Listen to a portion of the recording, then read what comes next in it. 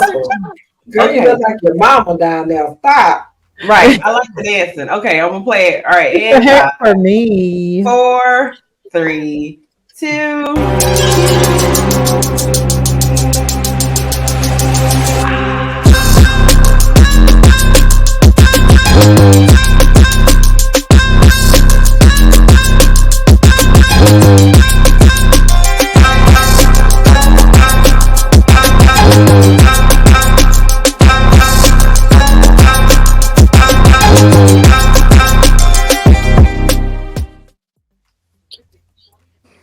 Good evening, and welcome to the Pep Talk Pod, a podcast with 5 very opinionated sisters talking about all things culture and sports. Say hello, everybody. Hello.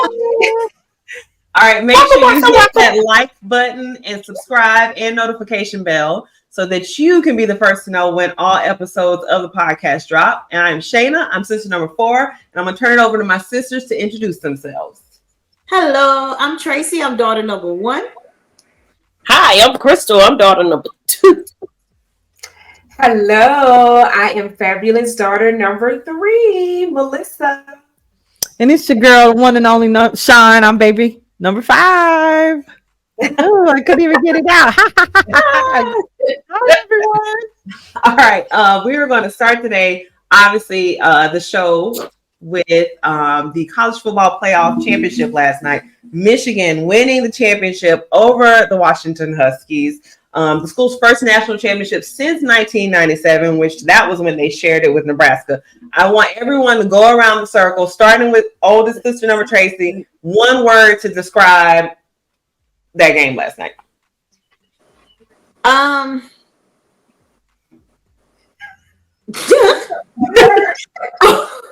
I don't want to say it was boring because it wasn't my team, but it was interesting.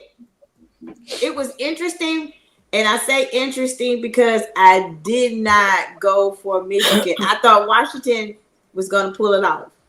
I did. Chris, what about you? After halftime, I turned the television. Okay, well, that was more than one word, but the thing was one word. I knew I was right. Yeah, one word. Melissa, what about you? I'll have one word. Boring. Sean, what'd you say? Uneventful. I would say it was underwhelming. I think at the beginning, everybody thought it was about to be a blowout, and then Washington started doing some things. But I would say uneventful as well. It was underwhelming. Very much so. That was my second word, underwhelming. But since I only got a I thought that at the end of the first half, Washington was going to come out because they received the ball first in the second half. And I thought that they was going to come out and at least score. And they drove the ball like they was going to score. So which would have made it more interesting, right? But that interception. No. I think it was a real contrast of like finesse versus physicality, right? I just felt like Michigan just was physically more dominant throughout that game. The way they ran the ball, their defense is like that. They defense won that game. I mean, honestly, because I underestimated their defense a lot. Mm-hmm. I was like, no, they can't be this good. No, they can't be this good. Then we play them and they beat us, and I'm like, are they really that good? You know what I'm saying? Like, you know. But then last night, their defense just dominated the game for real. It really did. So very much so. But as you can tell, go ahead. Sorry. I was just saying that, as you can tell, just not very entertaining. We were not entertained. It was just blah. Were we not entertained because Alabama wasn't in the game, or like go into that game already being like, I'm going to be bored by this, so I don't really care? Or did you really go into it with an open mind and you just, once it started, were like, okay, this is going to be boring? Well, I'll take that. The first, I'll answer. For me, I initially wasn't going to watch the game. I wasn't really all that interested because, of course, Alabama's not there. But to be fair, of course, I'm a lover of all sports. I watched the game and I just didn't feel like Washington came to play. And so that for me just was like, okay, you guys didn't make any adjustments. I felt like Penix was not really playing national championship football. It was just totally underwhelming, and that was kind of what drew my conclusion. I just felt like the whole game I was waiting on them to like put the pedal to the metal, like put the foot on the gas a little bit, and they just never did. I have to agree because I really thought I thought it was going to be like a great game. Yeah. Like let's go back and forth with scoring. That's how I was looking at it. But it's just like, wait a minute, what happened? Washington went to sleep on them. Oh Lord. Yeah.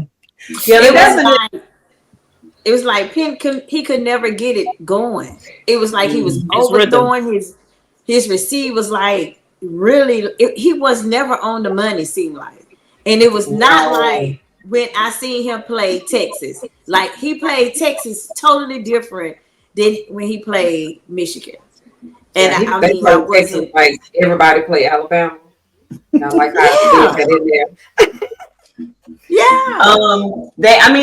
I have to say, so Michigan's defensive front, they pressured him like 18 times, right? So he was under pressure for most of the game. And I felt like once that pressure came, he didn't follow through with his progressions. His feet weren't set. So he was really throwing the ball off balance for most of the game. So you could tell. So right. Most definitely. Right. He did. Okay, so moving on from Penix and moving on from the fact that Washington, I just think Michigan was just a bigger, more physical team. Harbaugh has now won this championship after he's gotten close a bunch of years, and now the NFL is calling. Do we think that Harbaugh is going back to the NFL now? Does he have something else to prove? I do. I think he's going to go back. Because the buzz has been all year long, even during his suspension, they were saying he was gonna the NFL. He's going to the NFL, and in order for them to keep talking about it, his team, someone has to be having this type of line of communication, saying it's a possibility. If I do this, and now then since he done won the college championship, let's just add more to his resume. So I'll give it the Pete Carroll. I'll play off of that scenario. I think and this is all allegedly, but I think when you get these, when you're in the college football community and you start getting that watchful eye on your situation and your program and stuff like that, I think they always kind of flee allegedly to the NFL because it's a safe place, and now the heat is off of you. So, because whatever would come to Michigan beyond yesterday is going to be just on Michigan. It ain't going to be on Harbaugh no more. He'll be somewhere else getting a paycheck. And so I do see that transition happening to the NFL. Because he is still under investigation. That is still So what would happen? Like, what do you think will happen? Let's just say if he is found guilty. Again, that's going to be on that'll be on Michigan's program. It's not going to be on him because he's no longer a college football coach. So right, this is the right time for him. It's still not fair to the players. I don't think they would take the championship for him, but they would take funding from him. You know what I'm saying? And then I think that'll be from the school, though, right? Right, it won't be from him. It'll be from him. That'll be from the school. So that's what I'm saying. It's still not fair to the children or to the university. Well, we're going to talk about. Well, if you're going to discuss fairness would have been that they wouldn't have had a shot at the national championship. And I have always said that. Right, but since they allowed them to go through with that this season, somebody got to be penalized based on whatever you find allegedly. I don't know if they'll find anything, but based on whatever your findings are, at the completion of the investigation. But just as we've seen the dust kind of settle with USC. Pete Carroll has gone on to have a really good career out in Seattle, and I think the same is going to be for Jim. I think it'll just kind of, the program will kind of be left in shambles for a couple years until they can kind of bounce back. You see USC is kind of making their way back into the top 20. They haven't been as effective, but now they're starting to get their name and their reputation back. And then part of conversations again, whereas it took them a while. Chris, where do we think Harbaugh is going if he comes back to the NFL? I don't think he's going nowhere. I think he's going to stay in Michigan. Oh, I really do. The money that Michigan is giving him right about now, if you look at the salary cap from the NFL, it'll be hard for them to actually stretch to be able to give him what he wants. And that's my take on it.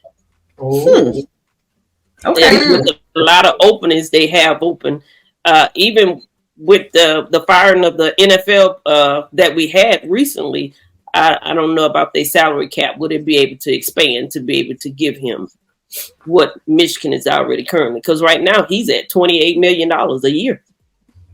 Okay. And then Tracy, where do you think he's going? Washington. I think he's going right on down to Washington. Honestly, I've heard something that was interesting and made sense to me, even though I wouldn't. I think he could. You have to remember, I don't know if the Raiders are going to give Antonio Pierce that full-time head coaching job. And Harbaugh finished his career out with the Raiders, so he still has some unfinished business there too, the same as he had with Michigan. So I think Vegas could be an option too. I don't know, but Vegas could, but the fan base really didn't like him. They didn't like him in San Francisco? Huh? Did they like him in San Francisco? Or in Oakland? In Oakland. In Oakland. Oh, okay. Okay. Wow. And correction, he's at $12 million a year. Correction, I'm sorry. He's at $12 million a year. Okay. Yes. Wow. That's a lot for a college That's football. still a lot for a college football coach. Yeah. And comparing right now, I think he's ranked probably eight? No, he's in the top 5 of the highest paid in college. So that's my reason why it'd be hard for him to actually move. Awesome. When you get that kind of money, you don't care. It ain't about the money now; it's about your reputation and longevity. That's just my opinion, though. I think longevity and reputation. I think that's gonna supersede, that check, because I think he'll get the check back in NFL, getting to the playoffs and all these other, incentives. They'll incentivize him in his pay, in other ways rather than just, that straight salary, that he has in college football. But that's just my opinion. I ain't gonna, yeah. These are all just our opinions. Yeah. A lot of people would argue, though, that the state of college football and what we've talked about amongst ourselves with all these conference realignments and Pac-10, all this shuffling around, that college football has a lot of work to do. There's a lot of, politics and bureaucracy with the NCAA and stuff. And so maybe the NFL is a more attractive option for him, but we shall see. Right now, Harbaugh is just basking in the ambiance, as Terry Crews says on the movie White Chicks, basking in the ambiance of winning.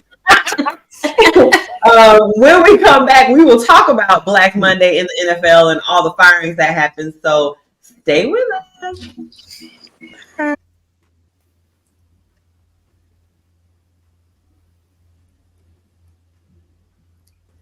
Hi, welcome back. Okay, ladies. So it was Black Monday. And when I tell you Black Monday was not playing, we had some coaches on the hot seat, baby, and they had to jump ship. Arthur Smith from the Atlanta Falcons with an ending record of 7-10. And Ron Rivera from the Washington Commanders with an ending record of 4-13. I said 4-13.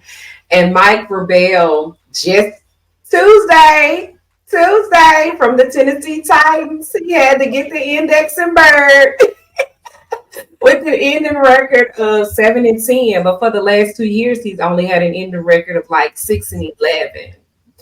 But looks like the talk is he may go to the Patriots. So, what's your latest thing about that? Well, I was correct. Ron Rivera, is that who you were talking about? Because I think you said Rebel. I said Rivera, but Mike Rebel.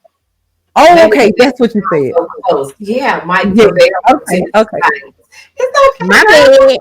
My bad. I was trying to keep up. My bad.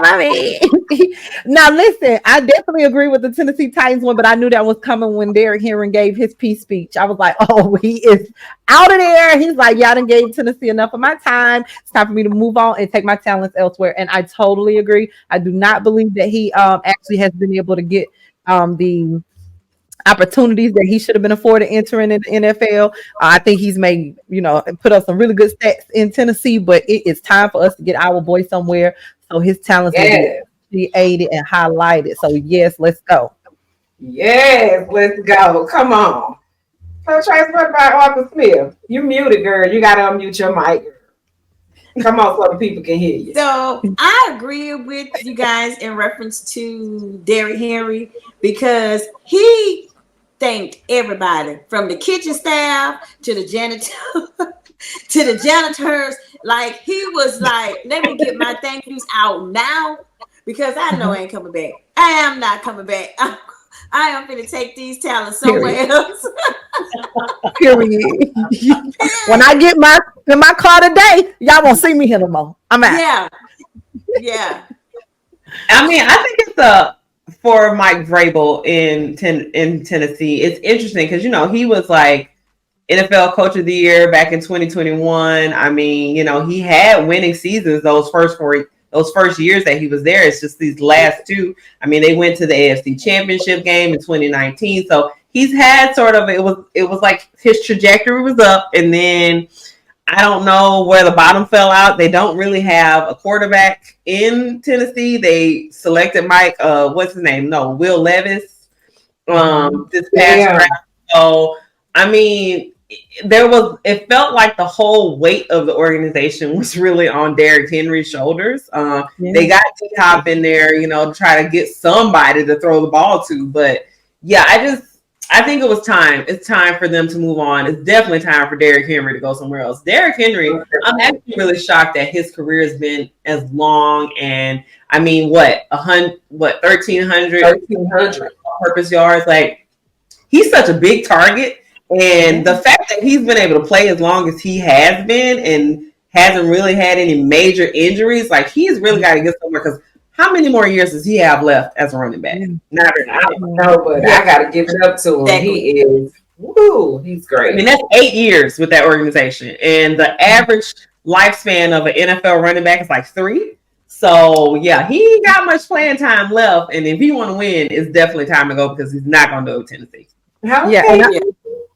I had one more thing to say. I'm really surprised that he stayed there for 8 years. I really thought, I think about 3 years ago, I really thought, okay, well, this is the end for him because I saw a little bit of movement with Mark Ingram and the Saints. And, I was like, Derrick on his way out of Tennessee too. He didn't go anywhere. So I think he's like, you know what? I gave y'all all I could. It's time for me to move on. So kudos to him. I'm excited to see where he goes. Yeah. So excited. What about Arthur Smith, though? I mean, I'm so glad he gone. It was either going to be him or they was going to need a quarterback. So they gave the option because the quarterback, Desmond Ritter right about now, even the backup quarterback, the faculty, the whole new offensive line, starting with the offensive coordinator to the team players, okay? But let me just make it plain. He was going to have to go, or Desmond Ritter was going to have to go. One of the two. And at some point, the fact is going to have to realize y'all can't keep picking up these quarterbacks that's mimicking Matt Ryan's mighty ice that couldn't do nothing when he was with Atlanta, and then you go back and you pick up. Come on now, yeah, I was tired of that.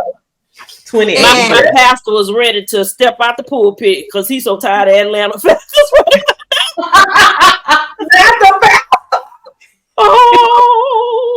got to go. Yeah, Arthur Blank he need to revamp his whole staff. It's ridiculous. Baby, it was the tantrum that he had for me on in his last game. It was the whole tantrum. Like, come on now. You know, and I understand what he was saying, because the Saints did get into victory formation, and they was like, okay, we're gonna take this knee. But hey, they collectively scored instead. Yeah, but they had a very good reason to do that. They had a very good reason to do that. You know, it was a team effort, and they was looking out for a teammate. Like, come on, guys. But let them have their fun. It just so happened to be on his watch. Right. Yeah. I didn't like the Saints coach. They had already lost the game, so I don't even know what the big deal was. Like, dude, you was already down by what, 18, 17 points? Like, you're not coming back. So it shouldn't have never even went that far. I get it. But then the Saints coach threw his whole team up under the bus. Like, bruh, if y'all don't get, that's who they need. Yes, he did. He need to be the next one. He needs. Ooh. Yeah. Yeah.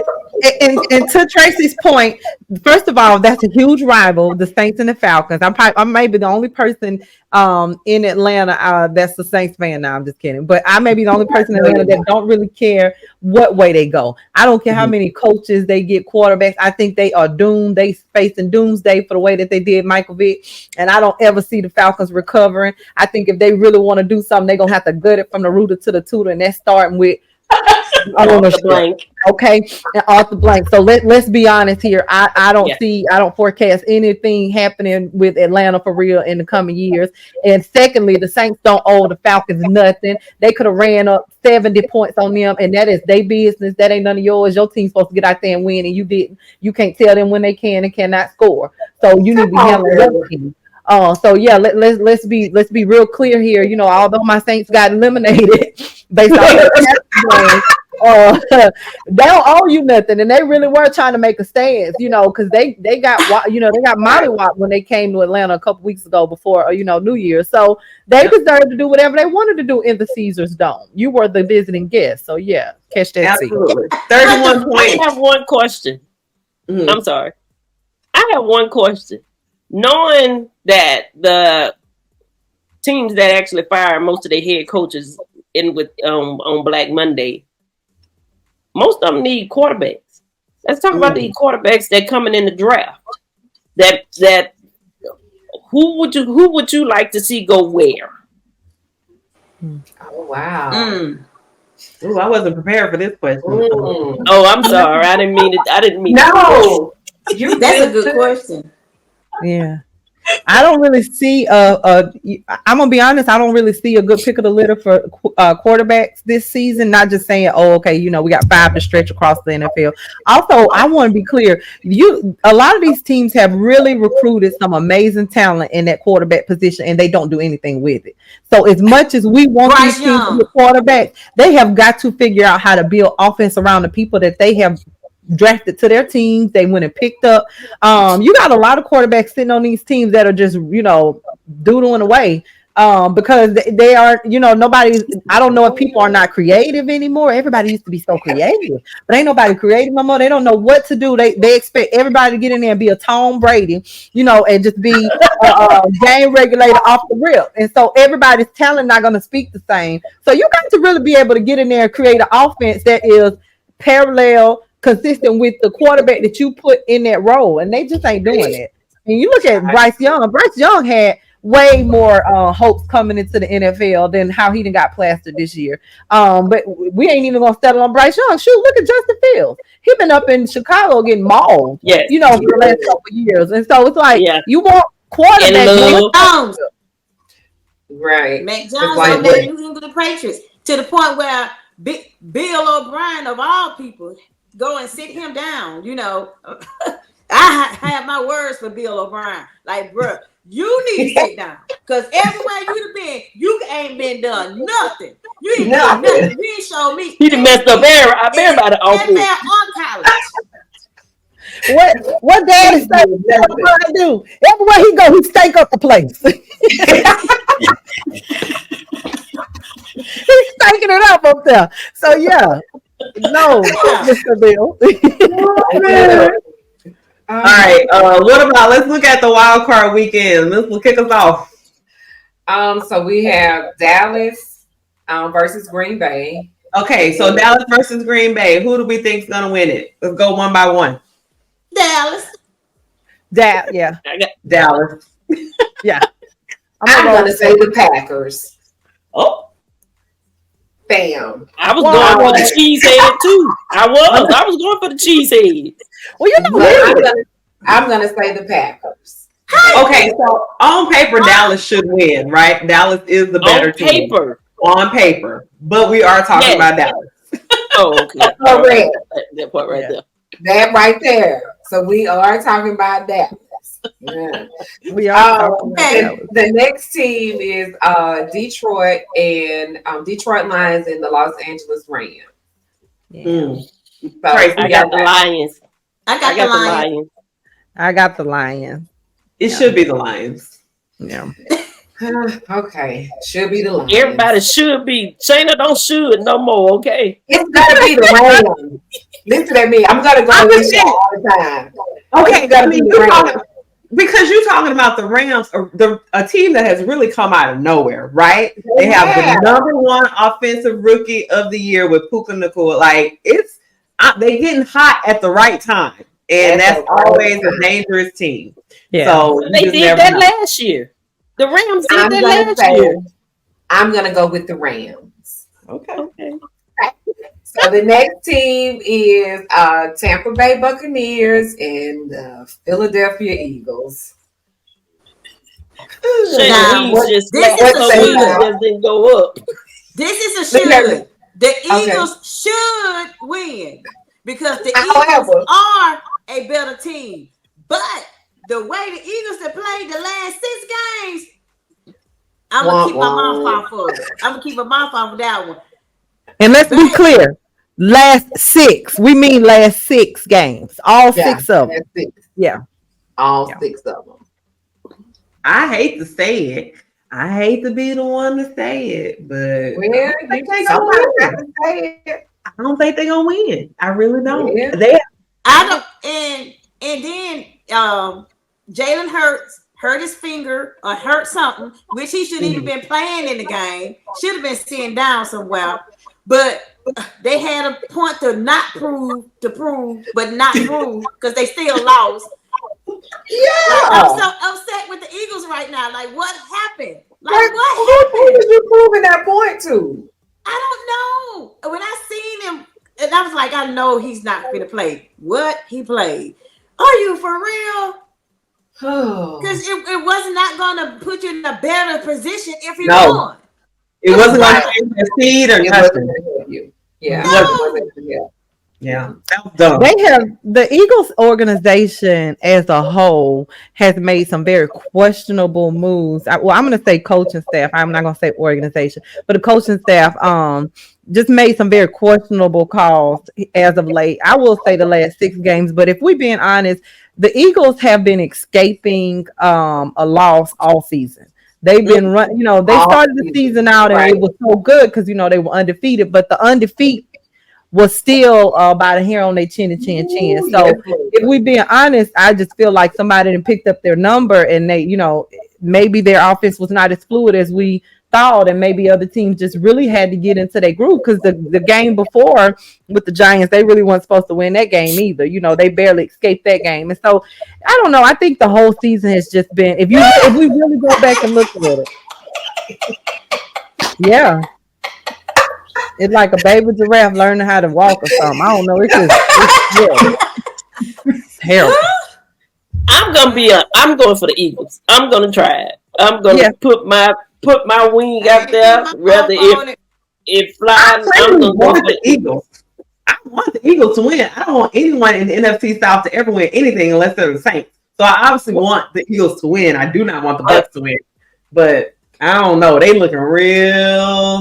Well, my thing is, I thought they was when they started losing. I really thought they was tired. Because remember, last year they had an awesome season, That's been 6 and they games started this. ago. That what? That's been 6 games ago. Yeah, but they have to save all their energy. I think for the playoffs. That's what But I'm Crystal, They they football starters are players. still starting. It ain't like They rested. Ain't none of them rested. No. no. The injured players have returned. It's like, what? All right, moving on to the Moving right AFC. along. What you say? I'm sorry. Somebody was saying something. What you say? Moving right along. Oh yeah. The next team is the Cleveland Browns and the Houston Texans. I got I'm D'Amico going in the for Houston. Texans. I'm Yep. going for Houston. Who you going for, Chris? I'm going for Houston too, because CJ Strauss had came out and he have shown his butt for a rookie. I hope and pray that he get rookie of the year this year as well. I'm sorry. And they defense with Willie Anderson, Alabama linebacker came up, baby. Yes, Houston, Texas to me has really been showing out. Roll Tide, baby. Roll. Rolling over there. Yes, I love it. I'm going for Houston. Here we go. I Here go the one. Come on, Shayna. No. Hold on. Before we move on, as much and I can't say hey. As much as I dislike the Texans organization as a whole, total embodied whole, I just cannot go against D'Amico and CJ Stroud. So I am definitely going to roll with Texans on this. But I want to just be clear. I do not care for the Houston Texans. They could have had on any other jersey, and I just would have still rooted for CJ and D'Amico. So let's just. I think we all agree with you on that. Yes. Yeah. Yes. Okay, We all can agree. Cool. But Shayna, she's thinking. Yes. I will say it's been interesting. You do have CJ Stroud, who is, I think, the clear and away favorite rookie of the year. But the Cleveland Browns is a tough team. And they have been finding ways to win and beat up on people. Their defense. They don't have stay healthy. They have 4 starting quarterbacks this season, right? And they have still been winning. So they are a tough, battle-tested team. They have some weapons too. I'm gonna say the Browns. Okay. Now, here's the thing: Cleveland Browns team as a whole is balanced. They balance on offense and they are balanced on defense, and all around they have an all-around team. But I don't think they're hungry enough. Texas is hungry right now. Because they are in a position that they haven't been in a long time. So I'm going to Browns. So the Browns. And Joe Flacco, Old Man River up there. I'm telling you, the Browns are hungry. Joe Flacco knows what it takes to win a Super Bowl. CJ, while explosive, does not. And he is a lot of focus on him right now because of the season he's had. I'm telling you, the Browns are hungry. He's like Joe Cool right now. He is cool under pressure. That's all I'm saying. Yes. Listen, I know you're laughing at me, Chris, because I put my church finger up. I got something to say. I'm going to piggyback on what Tracy said, but I also agree with Shane. The Browns are hungry right now, but you have a bunch of inexperienced you got a whole inexperienced team on Houston Texans, and they are hungry, and they are just as surprised as the rest of the country is that they are where they are. I do not see them shutting out the Texans in this game. I just don't see it happening because CJ Stroud will get in a game and you're like, oh, okay, these Negroes gonna lose, and will totally surprise you with what happens literally after he looks like he's about to get blown out. So he is so unpredictable. I totally do not see the Cleveland Browns getting past the Texans, but we're gonna see. We'll see next week. Producer Daphne, please make sure you utilize the bleep button on that last segment. You always need to lead it.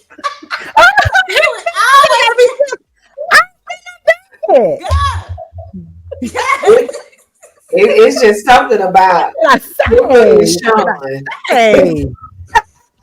Okay, next game. So you have Miami Hurricanes and the Kansas City Chiefs.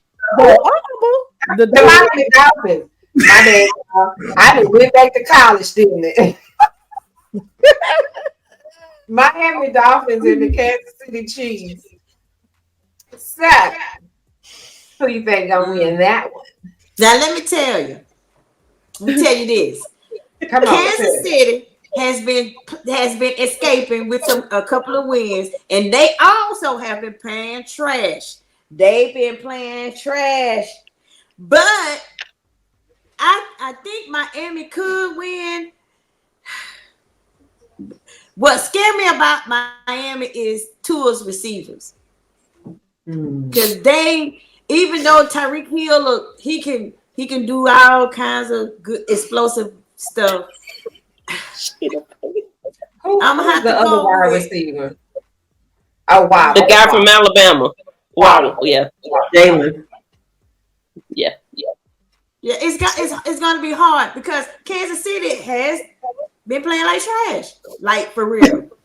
And Miami can win, but it's just I don't want to say it's the coordinators because Yeah, I know once Patrick Mahomes started crying, they started winning anyway. All he got to do is shed one tear. allegedly. Ain't no allegedly. He do. Once he get to crying on that sideline, honey, they can change up everything. That's her opinion.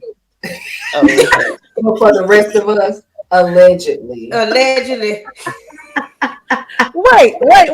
Time out. I got to go back to what Tracy said. My biggest fear for the Dolphins is Tua's fragility. Oh. I don't know on any given week if Tua is going to be split in half like a pencil, or if we're going to come out and play with the tenacity that we know he exists. Isn't that scary though? It's like it's scary to watch Tua because you don't know when he's gonna fold. Like, and when he folds, it's he breaks. He gonna break it up. It's scary to watch Tua. Now that's my dude. That's my dude. But I'd be on the edge of my seat watching him. Yeah, and I take this all the way back to his days in Alabama, where I feel like the infamous Nick Saban put Tua out in the game a little bit ahead of his time, and I always chalk up all of his injuries to that I just don't think it was time for his number. And I don't believe with Tua, when he has an injury, it is not like a bounce back or recovery. He's going to be shaky for the rest of the season off of whatever that injury is. And that scares me about him because I know he's a phenomenal player. He's a game changer, but I have not seen him be as effective under pressure. And I know Kansas City, they're grinders and they're going to grit and scratch and crawl their way out of a hole because they don't want to lose. They feel like they got something to prove. I mean, they were Super Bowl champions. I don't know. It's just up in the air because you just don't know what you're going to get from them Dolphins and their offense. So you know, he's going to get out there and throw 6 picks, or he's going to get out there and, play to a ball. You don't know. Neither one of y'all have chosen a team. Just throwing that out there. Sorry. I'm waiting on them to pick. Yeah. I'm lost on that one. Well, I can tell you who I want to win. Okay. The Dolphins. Definitely not. I leave my comments to myself on the other team. We're on a podcast. That's not what you're supposed to do. You're supposed to tell us. You're supposed to not that one. Riches? No. Allegedly. I don't want Twisted Britches and Kermit Mahomes to win. So wait. You know what's tickling me the most is that every time y'all get ready to say something that y'all think gonna be controversial, y'all say allegedly. Allegedly ain't got nothing to do with whether or not you like mad at that man for crying. Y'all put allegedly into overdrive and it is sending me. I'm trying not to scream. So listen. I don't even know Twisted Britches is gonna have the refs with him. So I just said every time you get crying. I want the Dolphins to win. However, I think I will say I feel like Kansas City has been a little bit exposed this year. I had Travis Kelce and Pacheco on my fantasy team. Both of them stank it up every week, and I lost. So they really didn't do anything this season. Haven't seen Cowboys Travis Kelce do anything. I don't know if that has anything to do with whatever's going on off the field. He might be distracted. I don't know. But like Sean says, I mean, Tua always makes me nervous because I don't think Tua can see down the field. He's so small. Oh, he can see. It's just that bad. He get broke up. He can see. Because when he throw a bomb, it never. He's long pass. He be accurate. Came in like that, didn't it? He can see. He can see. He can see.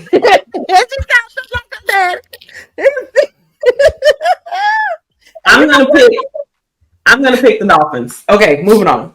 Pick the Dolphins. All right, next team, last team, the Pittsburgh Steelers and the Buffalo Bills. That's easy. Womp womp. Who? The Bills. Oh, yeah. Nah, I got the Steelers. I'm gonna roll I got with the Mike. Steelers. Yeah, I'm going with Mike. I'm going with Mike on this one. Okay. Interesting. I don't know. Mike barely made it in. When I say barely, barely by his chin. Mike ain't did nothing for real. Mike team ain't did nothing. They ain't even showed us nothing for real. Like, how much trust can you put in Josh Allen, the quarterback for the Bills? A lot. Josh Allen. Yes. So you gonna put your coins? You gonna put your coins over there with the Steelers with Pickens? I am. And I like Mike Tomlin, but I'm just talking about his team. His team. They ain't doing nothing. That girl is so dead all day. No.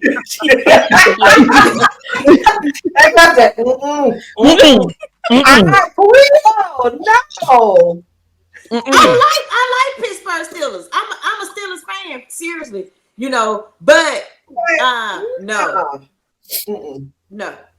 Yeah, I think all the hype and the controversy going into this game behind Josh Allen and how amazing he's played, and he done pulled off so many upsets this season. I think that's gonna, with Pittsburgh being the experienced playoff team that they are, I think they're gonna shock people. I don't think it's gonna be the blowout that people are expecting, but we'll see.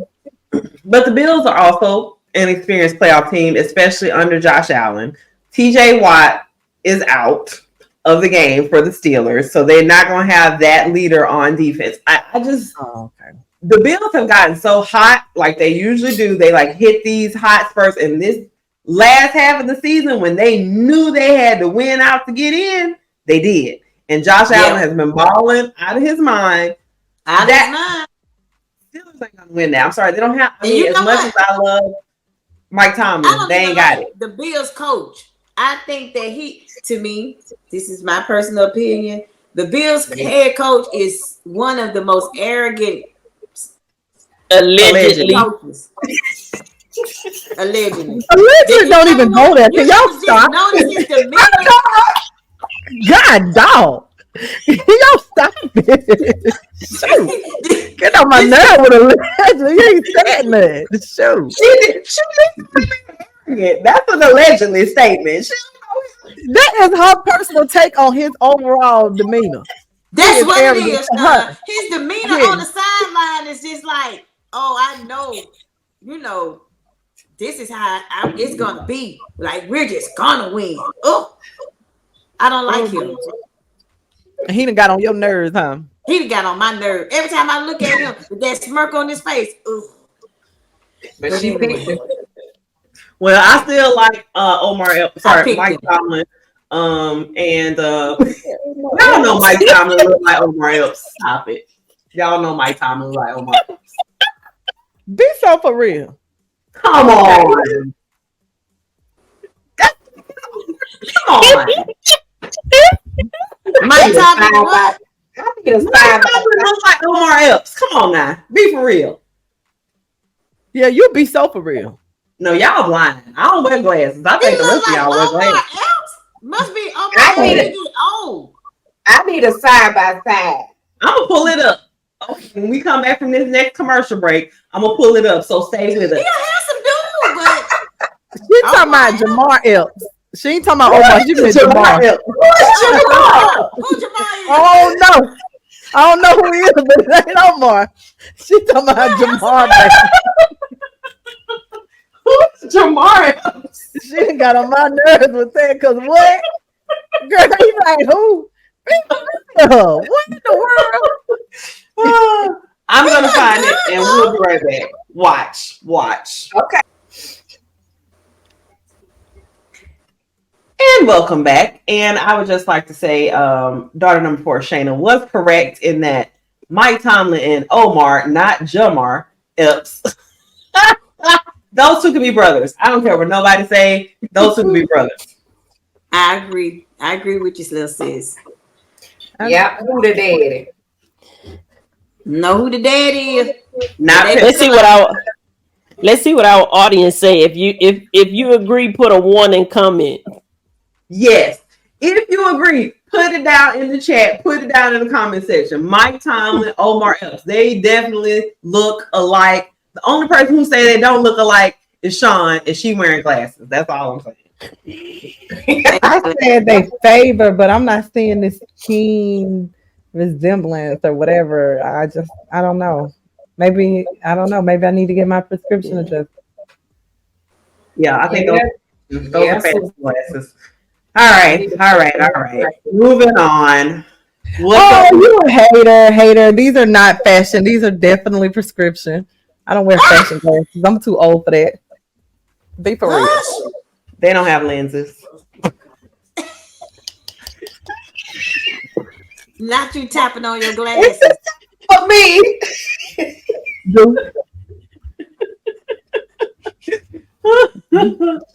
Oh man. All right. Tracy, what's next? Y'all. So what about the NBA and Ja Morant?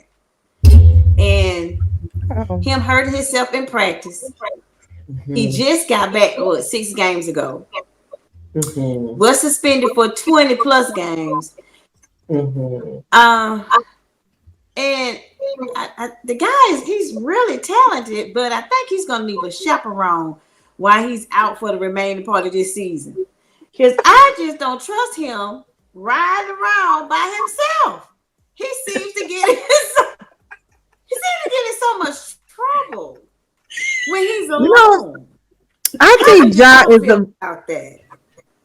I think, and I didn't mean to cut you off, sis. I think he is just so young and impressionable. You know how you have these guys that you could tell like came from privilege and then they kind of get mixed in with the crowd like the others.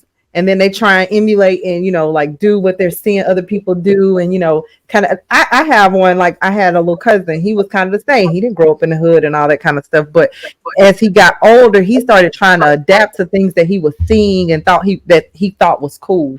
I feel like that's what Ja Morant does. But I don't see with the amount of punishment that he received in this last bout of behavior. 25 games. Yes, and that's the last punishment was truly extensive based off of the initial punishment that he got for the first incident. I don't see him going out getting in more trouble. I think it's unfortunate that he had that injury, and I was hoping this season he would come back and be able to kind of change the whole imagery of who he was as a player.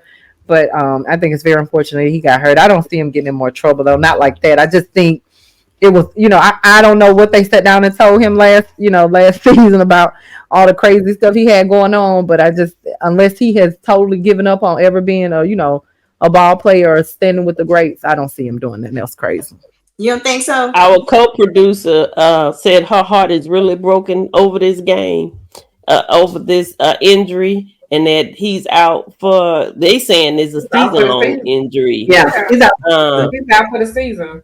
That he did in practice. So, like, he is so talented. Like, he be they say how he play in the games. That's actually how he does in practice. He be balling out of control. So he's so talented. I hated to see that he kept getting it. Like, it was like something was riding him. He couldn't stay out of it. He couldn't stay out of the limelight in a negative way. So when he With came him back, being out, I'm sorry, I don't want to cut you off. With Ja being out, what do y'all think the shakeup is going to be for the West as far as the games? Because right about now, to me, Ja being out, which is causing the Memphis Grizzlies to be, I don't see them in the playoff at all. I think they are done, for the year. They're done. Until he come back healthy and well. But what about the West of the teams on the West? Because right about now, the Lakers ain't looking too healthy to me either. oh God. Mm, I don't know. And you got Denver Nuggets. I think they're it's gonna be the Denver. ones on top. It's gonna be Denver again.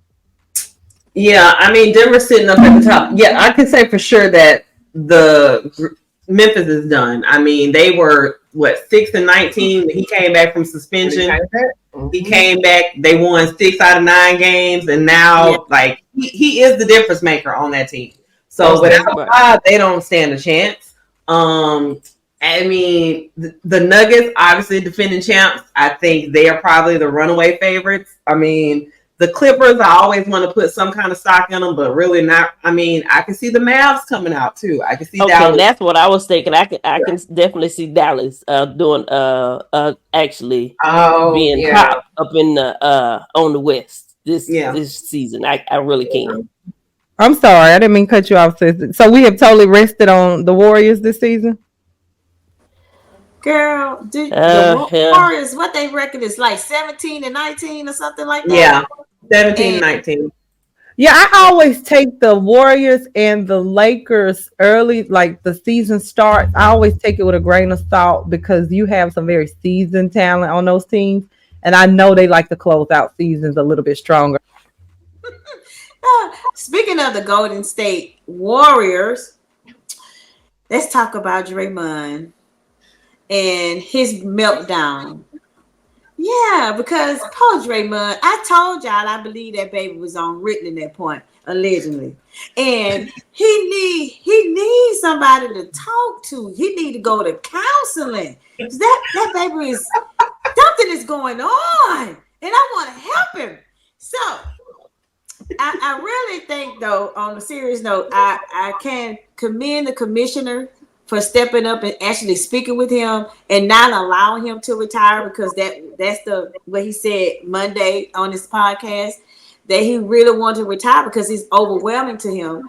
And I thank the commissioner for actually talking to him, because hey, like he really do. There's nothing wrong with speaking out and going through therapy, and I think that's what he need at this point. And I think earlier during the year we was talking about how many texts he didn't have throughout his season, playing basketball and all the things that he's going through. More of a mental challenge than physical, of course. Physically he fine. Like, okay, he can box, go in the ring, box whoever, Mayweather. But mentally, I think he's going through something, and I think he needs no idea. Huh? Don't give him no ideas. He do. He's Draymond and Wayne. Yeah. Okay. I would have to say I agree. I agree that if he wants to take a stance and definitely cut down some of the bad press that his team is receiving due to his actions, I empathize with that. But in order to do that, he's gonna have to take some accountability and really go and figure out what's the root of his anger and his aggression. And I'll say allegedly, I don't know what he's going through. People are dealing with a lot of internal battles, and I hate to be a therapist and speak on people's mental health state without, truly understanding the patient or the person. But I think the retirement was just his way of saying he's just frustrated. He's just overwhelmed. But I would definitely like to see him come back a little bit more whole. And I think, him retiring would definitely cost his team and the league money at this state, because there's a lot of press that follows Draymond Green. Nobody want to miss a Draymond Green game because you don't never know what you're going to get, albeit probably not all that great, or controversial at the very least. You want to watch him play because it's going to be a high energy game. He's one of the best rebounders in the league. Like, he's good, but I think he needs to go and take some time off and get himself together. So yeah, I can agree. I guess him not retiring is a good thing. However, I still think he probably should have taken more time off, so that he can come back home and be the great player that he is. Of course, we know everybody's going through things this day and age. Whether you're in the celebrity sports, whatever, even us in our little normal worlds, we have our own issues as well. But yeah, I do think he just, probably just need to take some time, so that he can come back and be a better Draymond. Yeah. I mean, I definitely think the Warriors want him back because clearly they struggled while he was gone. I mean, they're 12th in the West now, 17-19 record. So they definitely needed him back. Now, whether that's the best thing for Draymond, I don't know. If it's the best thing for the team, probably, because they need that energy because they are struggling without him. So, yeah. Most definitely. All right. So when we come back, a moment off sports, our Amos segment, we are going to talk about one comedian who has been airing out everyone and give our take on one Mr. Katt Williams. Stay with us. Katt.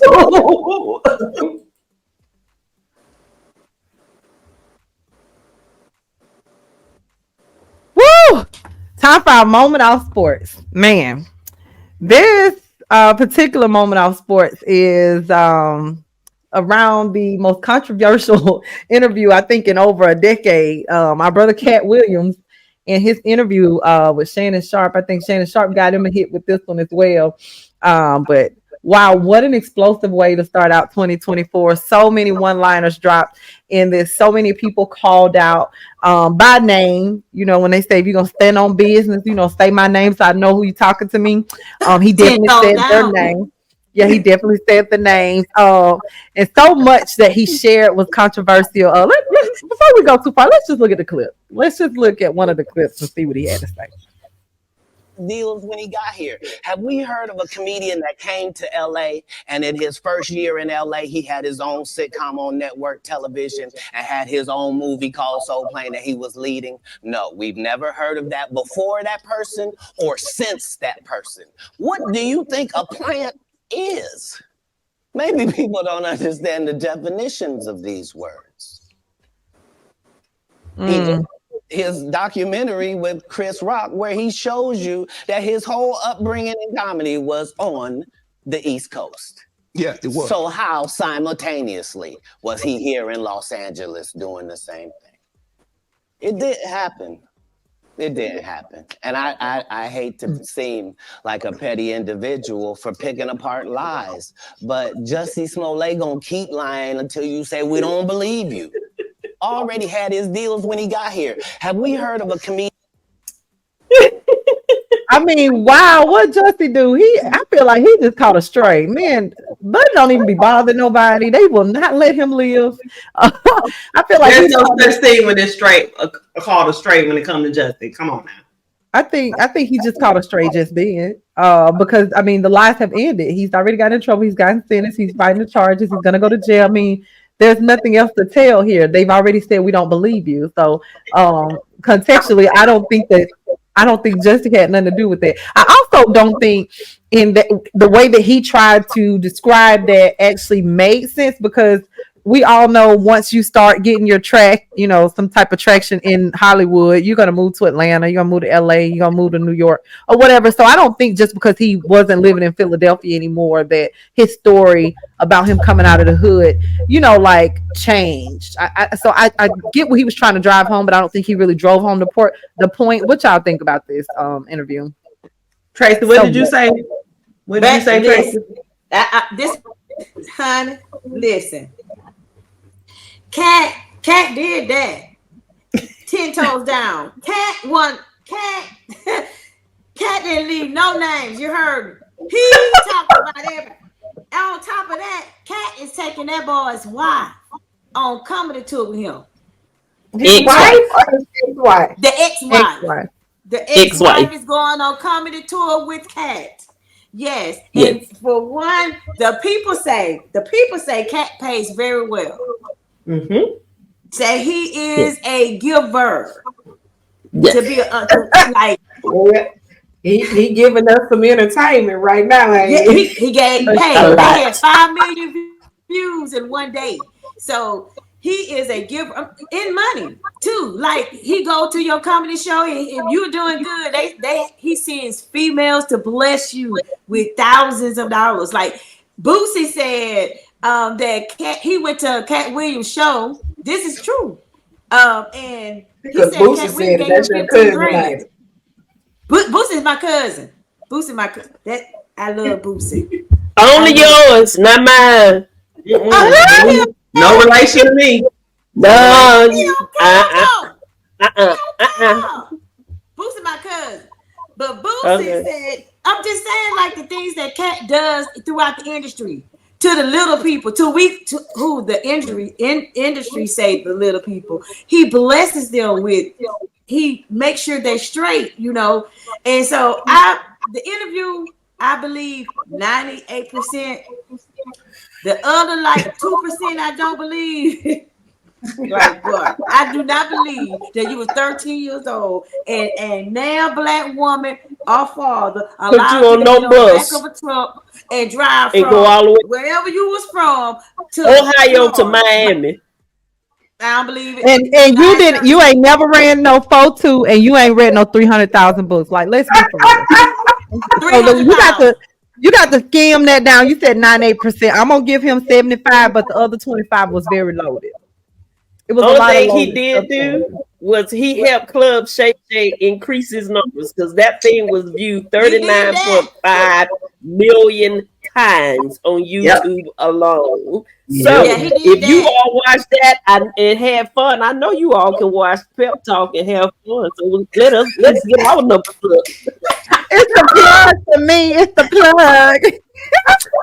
Like, subscribe, and hit that notification bell. Like Hit that. that thumbs up. Nice plug, sis. Nice plug. Hit that thumbs up for us now.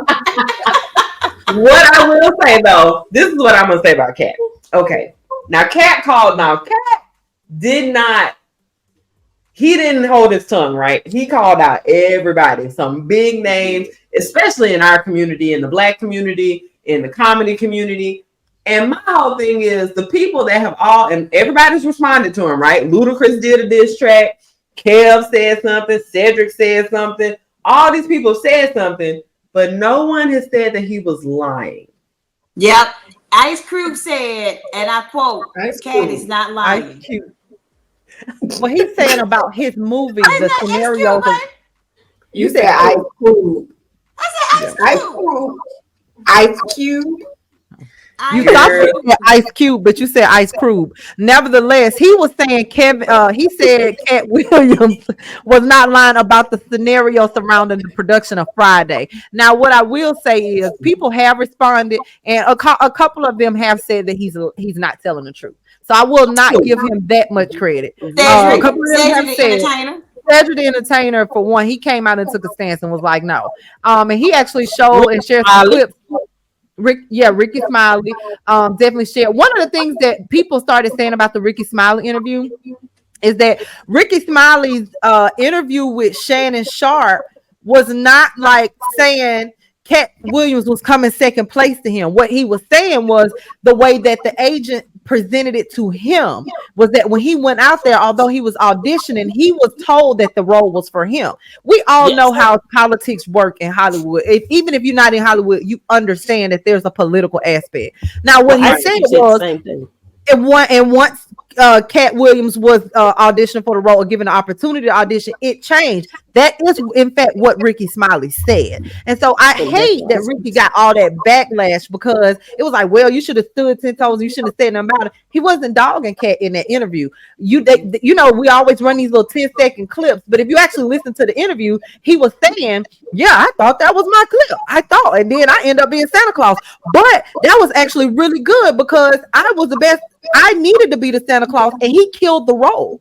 And so a lot, like I said, this interview I have mixed emotions about it. But what were you going to say, Shayna? I forgot. I'm sorry, Missy. What did you have? I'm just here for the entertainment. Okay. It is. I have one thing that I want to correct about that. Now, he did lie about Steve Harvey because Steve Harvey was not the principal. He was the music Allegedly. teacher. And said, no, on the show, he said that Steve Harvey was going for the same role as Mark Curry was when Mark Curry got his TV show as being the principal. And Steve Harvey was not going for the principal. That was already given to Wendy Raquel Robinson. So that part right there. But what Sean was saying and what Ricky Smiley said, Ice Cube came back and said the exact same thing, that Ricky Smiley did try out for that role as being Money Mike. Mm-hmm. And Ricky Smiley did have it, but then when they brought Katt Williams in to try out for it, he killed it. So that's when they gave Ricky Smiley the Santa Claus, the crackhead. But the thing that I did not like that Katt Williams said is that what Katt Williams said was, he said that Ricky Smiley was assaulted on the actual show, and he was not sexual assaulted on the show. They didn't even have it in the scene. And Ricky Smiley said it wasn't even part of the taping. So it wasn't nothing to take out of the show.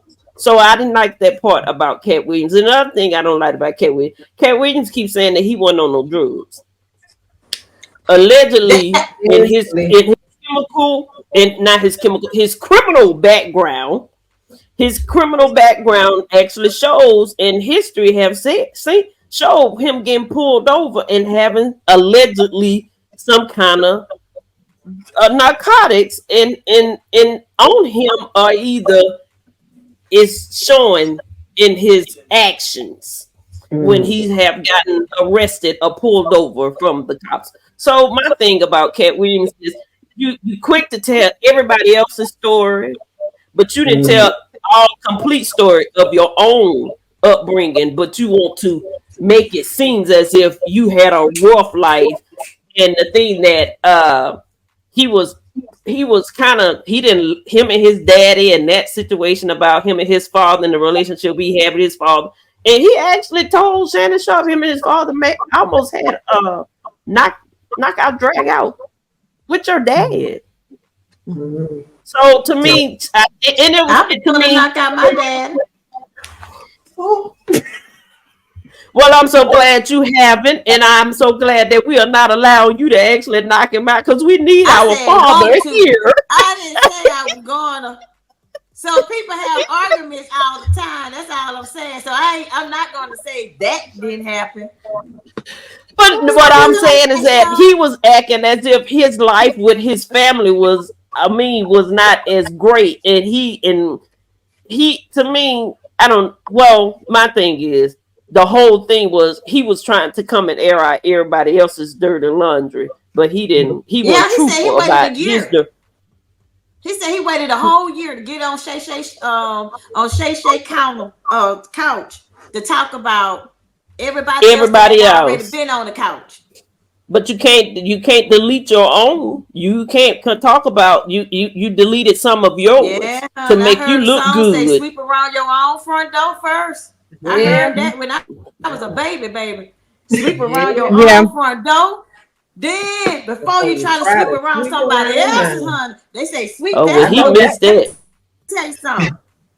Katt, I like how some things Katt said, because I like what he said about Bernie, and I like what he said about Dave Chappelle. I don't know why he picked those two people. Those are the two people that he pretty much bragged on the show. And everybody else, he kind of like, But Katt did that. You can say what you want. Katt did that. Katt. You know what? I think he getting. I'm sorry. I didn't mean to cut you off, but I just wanted to say this real quick because I know we didn't went into this segment a while. But I think he is getting a lot of credit because people like chaos and controversy. And I think that people are really riding the wave, and it's like no matter what he was saying, people were gonna believe it and run with it. because it was controversial and it was stuff that had never been really said before on such a public platform. And people normally go out and say these type of things. They don't name somebody. He actually named individuals. And so I think with that, he got a lot of support and people just took his word for bond. And I think that for me, because I understand a little bit more on the other side of the industry, is I think that that's extremely problematic because I believe that it gives people the opportunity to really just kind of go out here and say anything about you. And if it's crazy enough, if it sounds wild enough, if it fits the mold for all of these rumors that we've seen throughout the industry and the Illuminati allegedly and all this stuff, it's like, oh, it's bond. You know, his word is bond. And to me, I just don't follow waves like that. I do believe that some of the stuff he said is possibly true, factual. You know, I wasn't there, but I believe that a lot of the stuff that he shared to me came from a place of bitterness because some of the people that you threw out on the show and some of the scenarios and situations that you discussed, it was like, what are you going to gain? Even if this were true, what did that, like, how did that increase your net worth, or how did that make you a better person and them a worse person, to share somebody else's story that they didn't share on their own? And I just can't get behind that type of,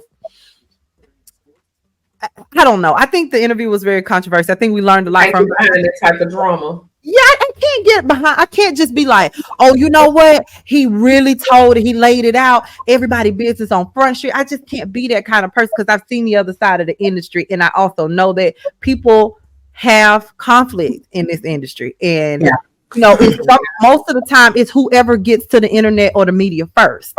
It ain't necessarily because, what you going to say? I'm just speaking. Okay, so I live in Los Angeles, so I get to see a lot of that side of the industry. And I will say that a lot of the things that Katt was saying kind of like you said, it reinforces a lot of thoughts that people already have about Hollywood. I mean, and he mixed in, like somebody, I think Crystal said it earlier, it was like 75% truth and then 25% of it is kind of, I don't know. But it's just enough for everybody to latch on to it and be like, everything he said was absolutely factual. I do think a lot of what he said was true just from my own experiences and being in Hollywood, kind of seeing how those parties work, casting couches, situations, all that stuff. Like there is a lot of truth to what he was saying. Now, his personal beefs that he had with certain comedians, I mean, there's always a couple sides to those kind of stories, right? Mm-hmm. I will say the Kevin Hart being an industry plant, I mean, that's not anything that other people haven't said. He's just the only celebrity that's saying it out loud. But that has been a long running thing because unfortunately in our community, especially the Black community, I'm just speaking about Black people right now, right? Mm-hmm. When you reach a certain level of notoriety or success, there always has to be some kind of sinister reason for you to get there, right? You couldn't have gotten there based on your talent or based on, working hard or nothing. It's like you sold your soul or you know what I'm saying? Like it's always got to be something sinister behind it. And that's especially true with our community. I think we definitely buy into that a lot. I think society as a whole does as well. I think we tend to think that people who are elite have done something nefarious to get there, right? You can't be a ethical billionaire. It's just, there's no such thing. You had to stomp somebody to get there.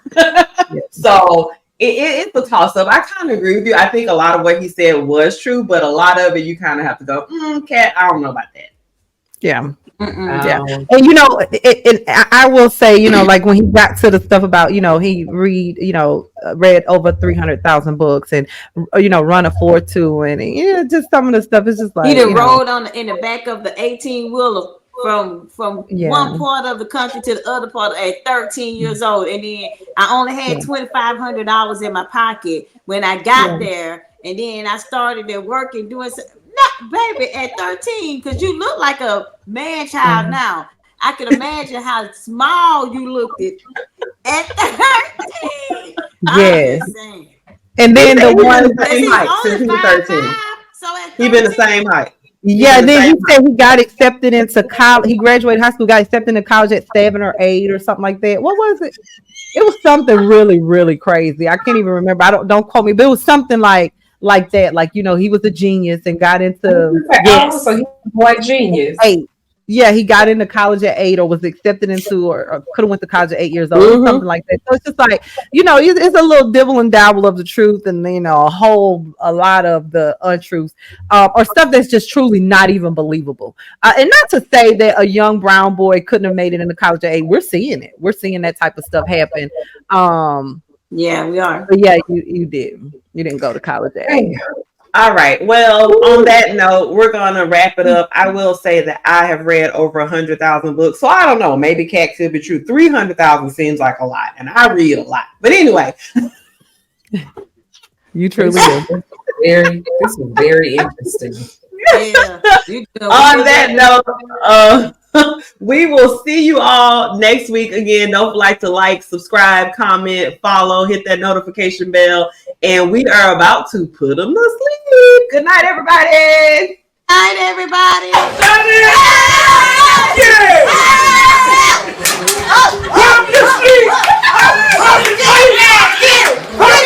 Yeah.